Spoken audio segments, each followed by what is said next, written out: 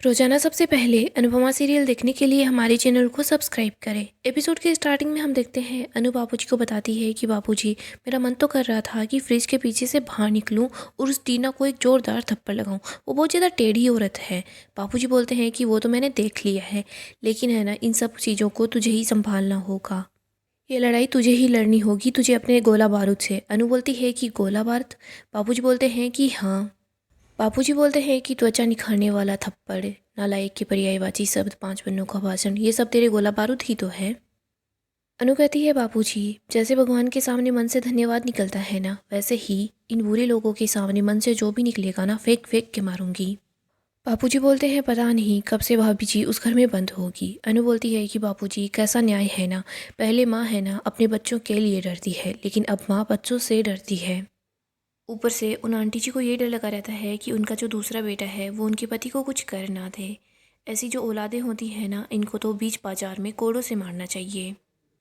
हर औरत में देवी का वास होता है, माँ काली का, माँ दुर्गा का, माँ लक्ष्मी का। बीजी ने अपने अंदर की देवी है ना, उनको छुपा दिया है। हमें बीजी को याद दिलाना होगा। हमें उनको याद दिलाना होगा बाबूजी कि बीजी एक नारी है और नारी एक स्वयं शक्ति होती है। बाबूजी बोलते हैं कि तू उनको समझा कर आई है ना। अनु बताती है कि हाँ। बाबूजी कहते हैं कि उनको अपने अंदर का जो डर है उसको भगाने में टाइम लगेगा। और ये पता नहीं धीरज और नादिर कहाँ पर है, दोनों क्या कर रहे होंगे। अनु बोलती है कि बाबूजी, वो लोग अपना काम कर रहे होंगे और हमें भी अपना काम करना है। तभी यहाँ पर एक छोटा बच्चा आता है, वो गिर जाता है। अनु उसको बोलती है कि तुम्हें लगी तो नहीं ना, तुम ठीक तो हो ना, तुम्हारे मम्मी पापा कहाँ पर है। वो बच्चा बताता है कि उसके मम्मी पापा कहाँ पर है। अनु उस बच्चे को उसके मम्मी पापा के पास लेकर जाती है। उस बच्चे का पापा कोई और नहीं, दिवाकर ही होता है।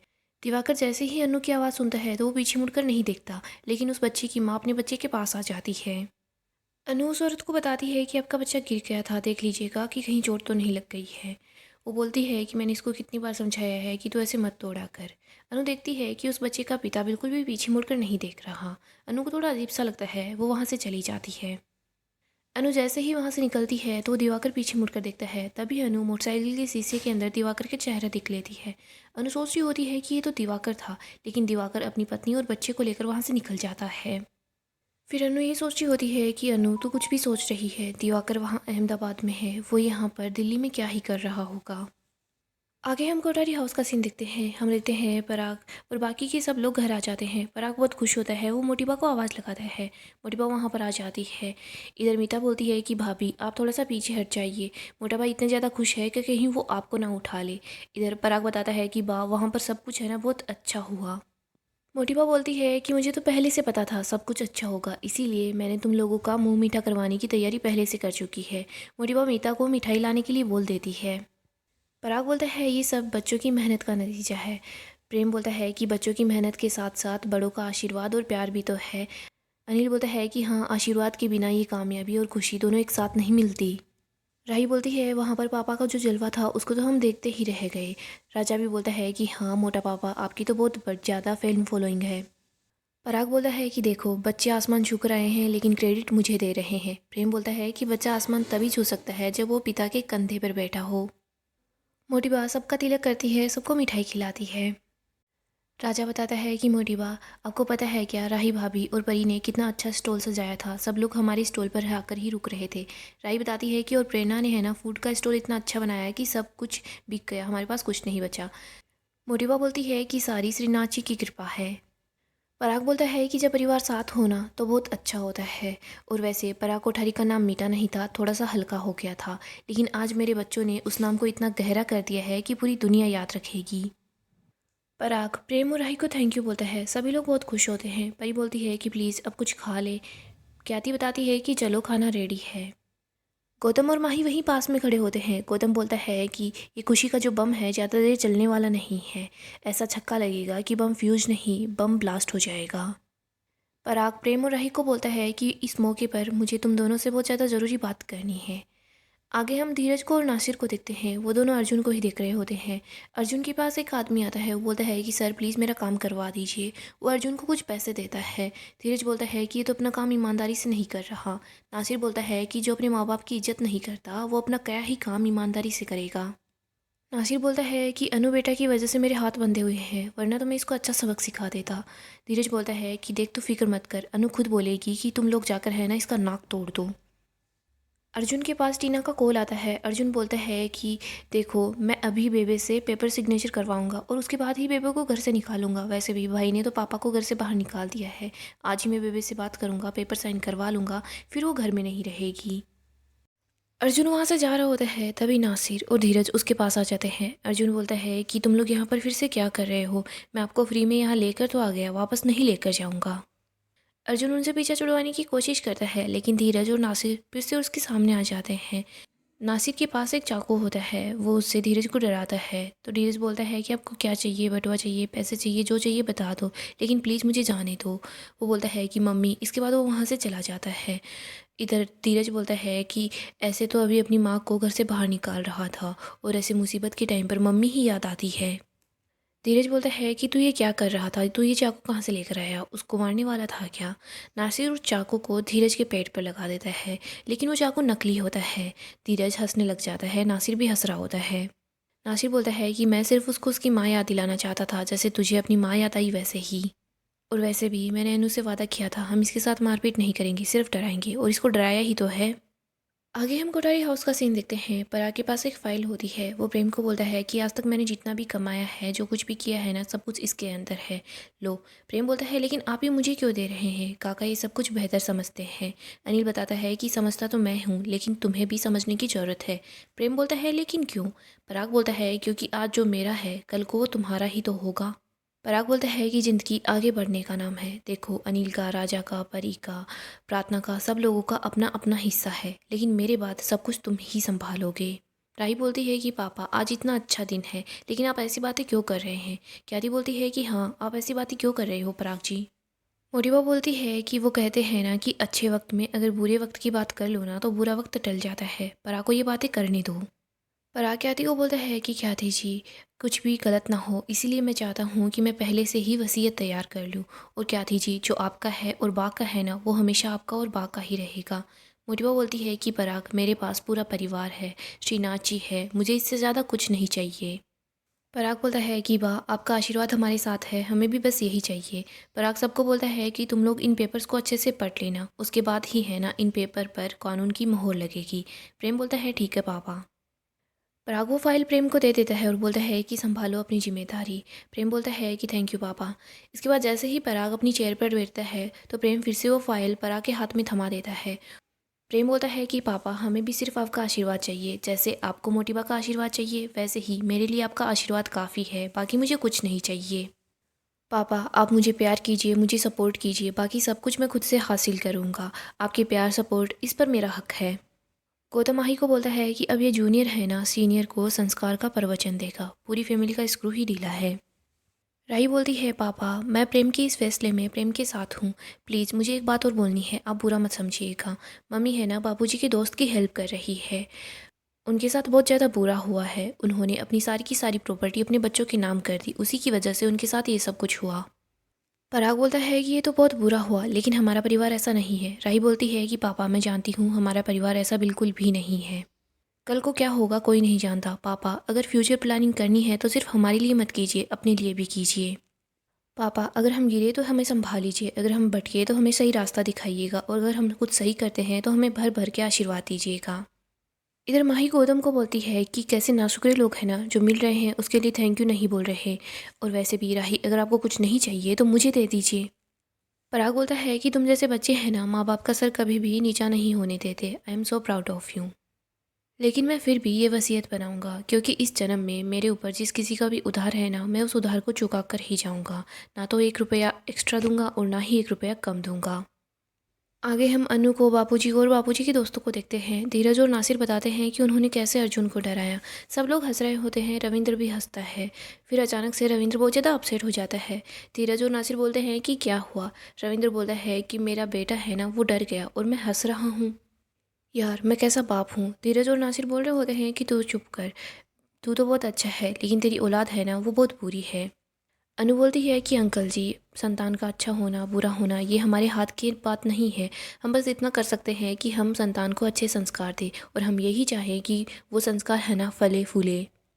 लेकिन बच्चे अच्छे ही निकलेंगे, समझदार निकलेंगे, इसकी कोई गारंटी नहीं है। अगर अपना बच्चा समझदार निकले, अच्छा निकले, तो हम ये समझते हैं कि हमारी तो लॉटरी ही लग गई। लेकिन ये लॉटरी है ना, हर किसी की नहीं लगती। रविंद्र बोलता है कि लॉटरी यहाँ पर तो लूट पड़ रही है बेटा। वो लोग मेरा बुढ़ापे का सहारा बनने के बजाय मुझसे मेरा सब कुछ छीन लिया है उन्होंने। मैंने उनको बोला था कि पैसा बड़ा है या फिर पैदा करने वाला बड़ा है। बाबूजी बोलते हैं कि पैसा बिल्कुल भी बड़ा नहीं होता, और ये बात है ना, हम तेरे उन दोनों बेटों को बहुत अच्छे से समझाएंगे। तो देखना, हम उनको ऐसा सबक सिखाएंगे कि तेरा बेटा बहू सब तुझसे है ना माफ़ी मांगेंगे पैर पकड़ पकड़ के। बाबूजी बोलते हैं कि अनु बेटा, आगे का क्या प्लान है। अनु बोलती है कि वो नारा है ना, घर में घुस घुस के मारेंगे, हम भी वैसा ही करेंगे। बाबूजी बोलते हैं लेकिन क्या करेंगे। अनु बताती है कि कल अर्जुन और टीना है ना अपने दूर के मामा जी और उनकी बेटी से मिलेंगे। रविंद्र बोलता है कि लेकिन मनप्रीत का तो कोई भाई है ही नहीं।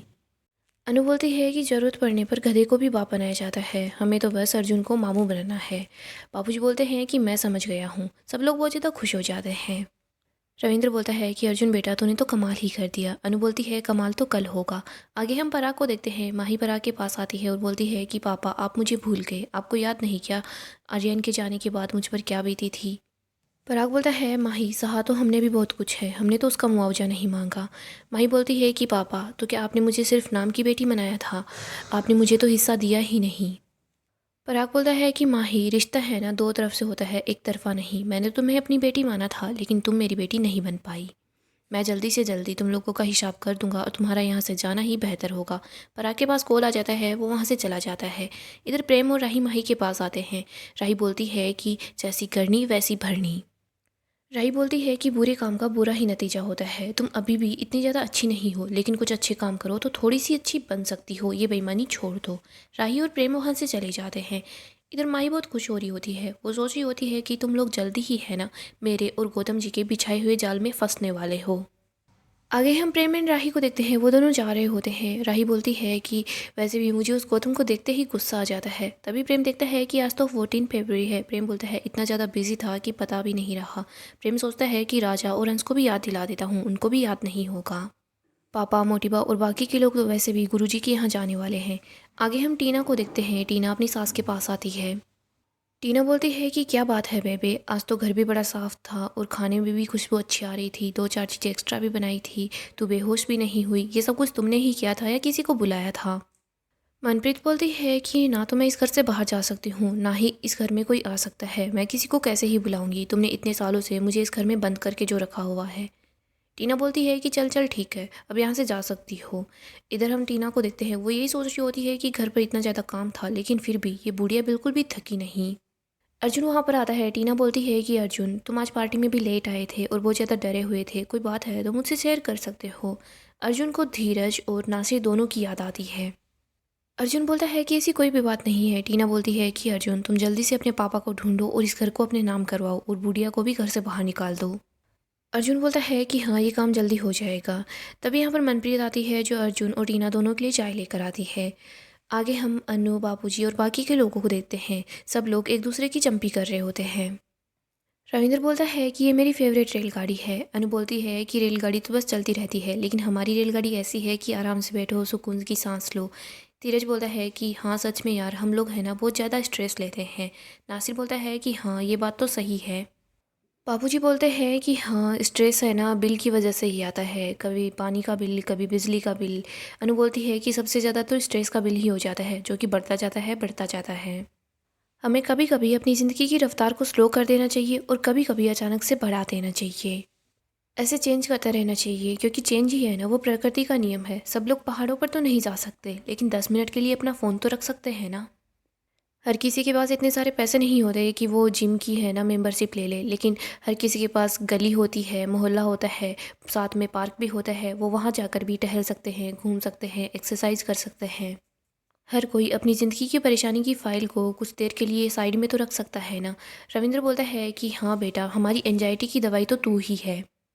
तो आई है ना, मेरी सारी परेशानियाँ दूर हो गई है। बाबूजी बोलते हैं कि जो परेशानियाँ दूर नहीं हुई है ना, वो दूर हो ही जाएंगी, मेरी बेटी है ही ऐसी। धीरज बोलता है कि कल तो महाशिवरात्रि है। अनु बोलती है कि रविंद्र अंकल, हमारे वहाँ तो बहुत बड़ी पूजा होती है महाशिवरात्रि की। आप यहाँ पर आसपास में कोई मंदिर हो तो बता देना, क्योंकि मैं कल पूजा करने के लिए जाऊँगी ना, व्रत रखूँगी। अनु के पास इशू का मैसेज आता है। अनु काफ़ी ज़्यादा परेशान हो जाती है। गाइस, डेली अपडेट के लिए आप हमारे चैनल को सब्सक्राइब करें, साथ ही साथ वीडियो को लाइक भी कर दें।